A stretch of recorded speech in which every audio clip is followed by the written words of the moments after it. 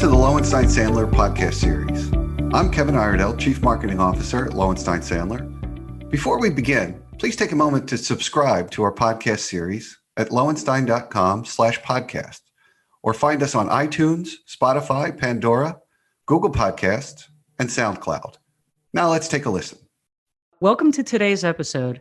We're your hosts, Lynda, Bennett, and Michael Lichtenstein of Lichtenstein Sandler's Insurance Recovery Practice Group.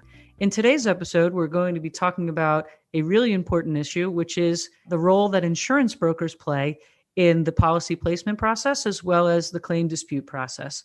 And Michael, what we'd really like to address at the top line is whether the broker is your friend, your foe, or your frenemy. Thanks, Lynda. Brokers are both your friend and your foe. So the correct answer is they're your frenemy. So let's talk first about brokers large and small. An important question, Lynda, is whether you need a name brand broker. Everyone has heard of the Marshes and the Aons, really big brokers, lots of employees, depth of knowledge in a host of insurance policy areas. And the question is, do you really need them? And the answer is, it depends. For our large public clients, it almost always makes sense for them to go to the big brokers for most of their insurance coverage needs. Those brokers have a lot of depth of knowledge. They can advise on lots of different policies, and they can help to put together sophisticated coverage portfolios. For our middle market clients, middle market brokers are typically appropriate. And for our smaller clients, they can even use smaller brokers as long as those brokers have expertise in the areas that are important to those clients. Lynda, one thing you and I have seen often is companies that start out small and that have great success and get larger and more sophisticated often don't upgrade their broker until they have a claim and an issue with that claim. Because it's very popular when you're small and you're a startup to get a recommendation, from your mother's uncle's cousin for an insurance broker, and that might be good enough for your needs at the time. But as your needs grow and you become more sophisticated, it's probably a good idea to be upgrading your broker.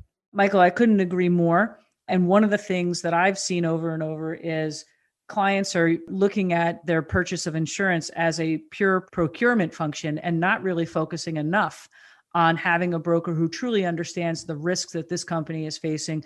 What is it that keeps you up at night that you should and will be able to insure through an insurance policy versus using other risk transfer mechanisms? So the top line advice that I give to clients on this question is make sure that whoever your broker is really truly understands your business, your risks, and what you're trying to protect against through the purchase of your insurance policy. Speaking of that, what is the role exactly that the brokers can do when we're going out to market to buy the policy? Other than getting us a price quote, what is it that they can and should be doing for us? They have two primary functions. The first is to negotiate the terms of your policy. In today's environment, there's really no such thing as an off-the-shelf policy. So policies can and should be negotiated.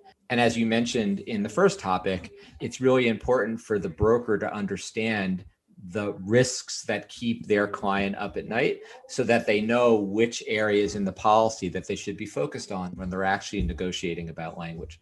The second issue they deal with is availability of coverage and price. You want a broker who has real experience with the types of coverage you're buying so that they know who the players are in the market from an insurance carrier perspective, and they know what the market price is for the coverage you're buying. And that will involve how much coverage you need, whether you have deductibles or self-insured retentions, and other types of substantive policy issues. I agree, Michael. And one of the things I just wanted to add here is the way that brokers and coverage counsel can work together hand in glove on the negotiation of these terms.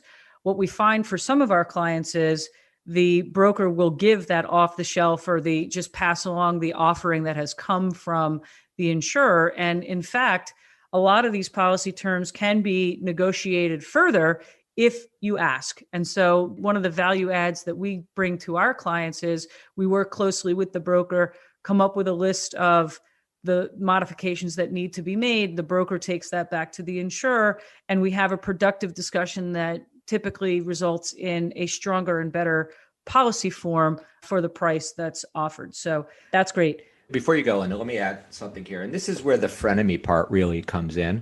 Brokers work with the same insurance carriers and the same underwriters time and time again.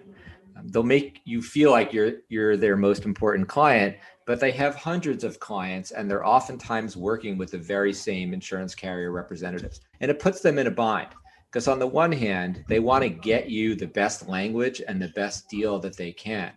On the other hand, they see the carrier as a source of repeat business.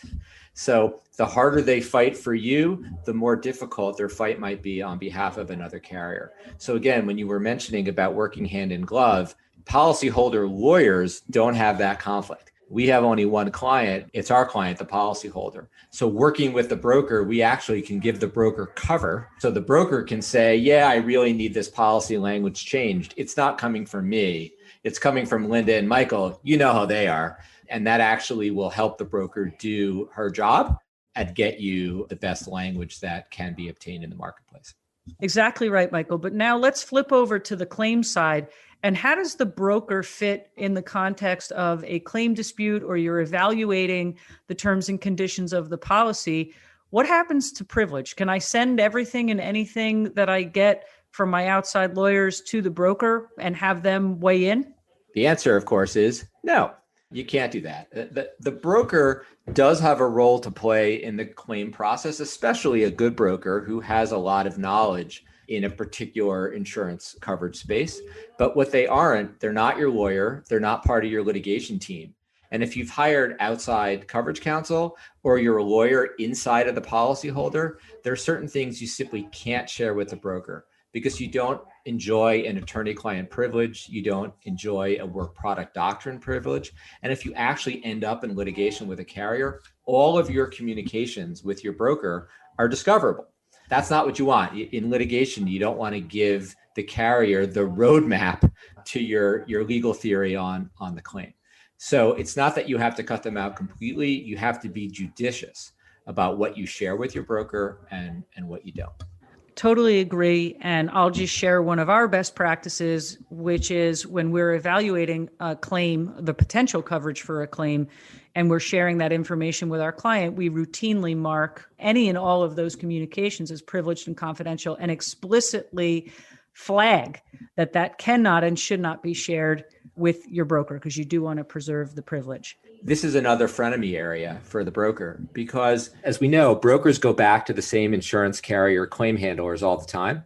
And your broker may be telling you that you don't have a particularly strong claim and they're not that excited about presenting it for you. This is another opportunity where you and I get to step in and actually make the broker's life easier because they can go back to the claim handler and say, look, I know this claim, it has some hair on it, say. But, Lynda and Michael, and can present our argument or let us present the argument in favor of coverage for a particular policyholder and help protect their relationship while at the same time advancing our client's interest. It's another situation where the frenemy that is our broker has a little bit of a divided loyalty, but policyholder counsel like you and I don't. I think we've laid a strong foundation in today's episode about the importance of the broker relationship, both in the policy placement as well as what happens on the claims side. But it certainly is consistent with our theme that the insurance area is complex and the relationship between the policyholder and the broker is certainly complex. In fact, we have a little bit more to peel back on this onion of the broker relationship. So we hope that you'll join us for our next episode where we will be addressing whether one broker is sufficient or if you need more. Thank you for listening to today's episode. Please subscribe to our podcast series at lowenstein.com/podcast or find us on iTunes, Spotify, Pandora, Google Podcasts, and SoundCloud. Lowenstein Sandler podcast series is presented by Lowenstein Sandler and cannot be copied or rebroadcast without consent. The information provided is intended for a general audience and is not legal advice or a substitute for the advice of counsel. Prior results do not guarantee a similar outcome. The content reflects the personal views and opinions of the participants. No attorney-client relationship is being created by this podcast, and all rights are reserved.